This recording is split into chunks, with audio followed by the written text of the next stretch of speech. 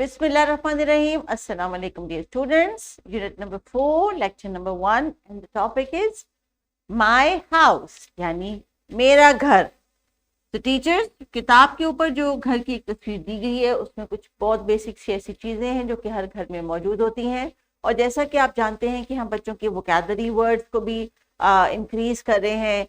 जो वर्ड्स इन्होंने इंग्लिश में सीखे हैं उनकी जो इनिशियल साउंड है उसको भी हम तरीके से मुख्तलिफ चीज़ों में उनको रिवाइज करते हैं और सब उस लर्निंग को कंपाइल करने की कोशिश करते हैं अल्फाज के चुनाव और इजहार के जरिए. तो टीचर्स आज का हमारा एक्सपेक्टेड लर्निंग आउटकम है recognise colours and use them to express their thoughts and feelings. Key learning area is creative arts. तो प्यारे बच्चों एंड डियर टीचर्स, आप सब जानते हैं कि हमें अपने घर से कितना लगाव और कितना प्यार होता है. जब हम सारा दिन घर के बाहर होते हैं अपने कामों से, पढ़ाई के लिए या सफ़र पे, तो हम जल्दी से सोचते हैं कि यार शाम को मैं अब बहुत थक गई हूँ या थक गया हूँ, बस मैंने घर जाना है, नहाना है, खाना खाना है और अपने नरम नरम गरम गरम बिस्तर पे सो जाए. तो टीचर्स ये जो इमोशंस हैं, ये जो अटैचमेंट है घर से, वो हर किसी को होती है. इसी तरह की ही अटैचमेंट हमने बच्चों की बिल्ड करनी है अपने घर के साथ साथ, अपने गली के साथ, अपने मोहल्ले के साथ, अपने शहर के साथ और उसके बाद अपने मुल्क पाकिस्तान के साथ. तो छोटी छोटी बातों से छोटे छोटे कदम उठा के हम इन इमोशंस को जो है पढ़ाते हैं, डेवलप करते हैं, ताकि जब ये क्लास 4-5 में जाके लिखें मेरा मुल्क पाकिस्तान या मेरा वतन पाकिस्तान, तो लिखाई के साथ साथ इनके अंदर वो इमोशंस और वो फीलिंग्स भी हों. तो थोड़ा सा फर्स्ट इनिशियल स्टेप है आज कि बच्चे माय हाउस यानी अपने घर के बारे में बात करेंगे. तो टीचर्स आज मेनली इनकी डिस्कशन जो है आपने करवानी है. इनसे इनके घर के बारे में आपने पूछना है कितने कमरे हैं, कितने वॉशरूम्स हैं, घर में कौन कौन रहता है, कमरा किस तरह का है, कमरे में क्या क्या चीज़ें हैं, लाउंज में क्या क्या पड़ा हुआ है, वगैरह वगैरह. और फिर उसके बाद जब बच्चों से आप डिस्कशन कर लेंगी तो किताब के सफ़े पे दिया गया है एक घर का आउटलाइन जिसको उन्होंने ट्रेस करना है और उसके बाद उसमें करनी है कलरिंग. लेकिन बच्चों आपके घर में कुछ ऐसी चीज़ें हैं जो सबके घर में हो सकता है कॉमन हो. आज हमने उनके नाम इंग्लिश में सीखने हैं.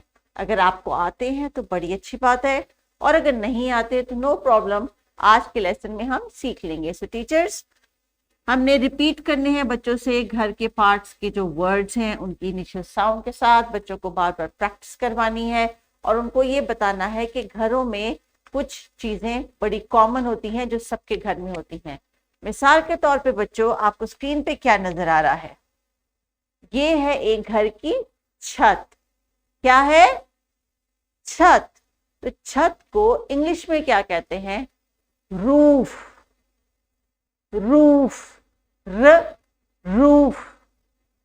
तो टीचर्स ये जो इनका वोकैबुलरी वर्ड है आज का, वो एक जो हाउस का पार्ट है रूफ वो है. तो द स्टार्टिंग साउंड इज र. रूफ. र से और भी वर्ड्स आपके ज़हन में आ जाएंगे जो आपने इंग्लिश में सीखे थे. शाबाश. उसके बाद हर घर के ऊपर, ऑलमोस्ट हर घर के ऊपर एक छोटी सी चिमनी होती है जो कि चूल्हे की सारी सेक और गर्मी और धुआं उसमें से निकलता है. तो दूर से जब आप देखते हैं उसमें से धुआं निकलता है तो आपको पता लग जाता है कि मामा मजे मजे का कुछ खाना पका रही हैं.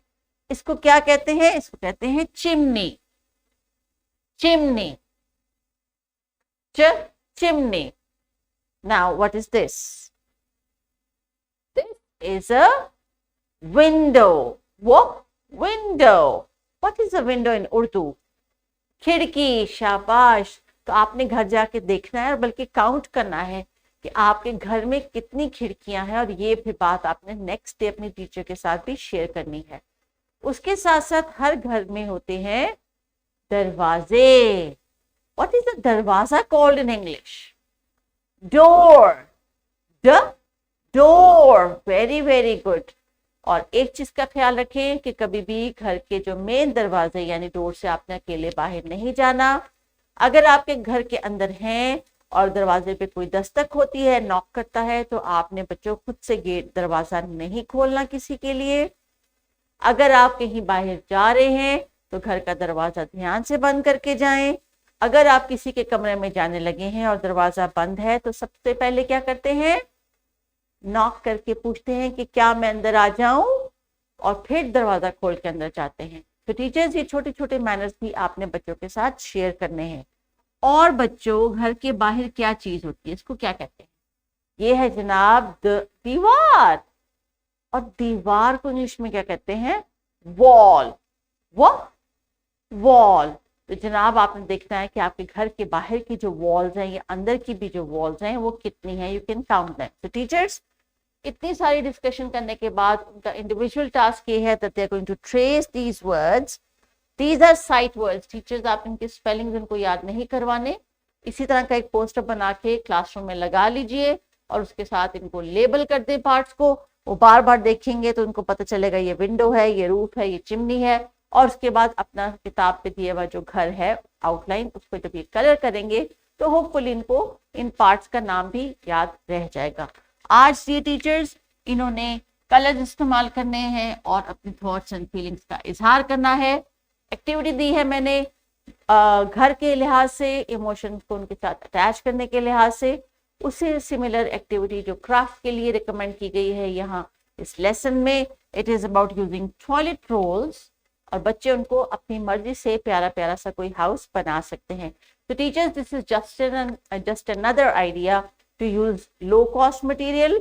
इसके अलावा अगर आपके पास कार्टन्स हैं या जूस बॉक्सेस हैं या कोई प्लास्टिक की बॉटल्स हैं तो आप वो भी यूज कर सकते हैं। That is totally up to you. लेकिन बच्चों को कहें कि वो कुछ आर्ट और क्राफ्ट भी करेंगे इस एक्टिविटी से related. So there is a worksheet जिसको आप घर के लिए दे सकती हैं या एज अ पोस्टर प्रिंट करके क्लास में लगा सकती हैं। इट वुड बी वंडरफुल कि बच्चे यहाँ से वर्ड देख के और फिर उस बॉक्स में they should write it down, जो कि उस चीज का, उस पार्ट का नाम है। इससे ये भी पता चल जाएगा कि इनको इन पार्ट्स ऑफ द हाउस के नामों का भी अंडरस्टैंडिंग हो गई है। अपना ख्याल रखिएगा। अल्लाह हाफिज।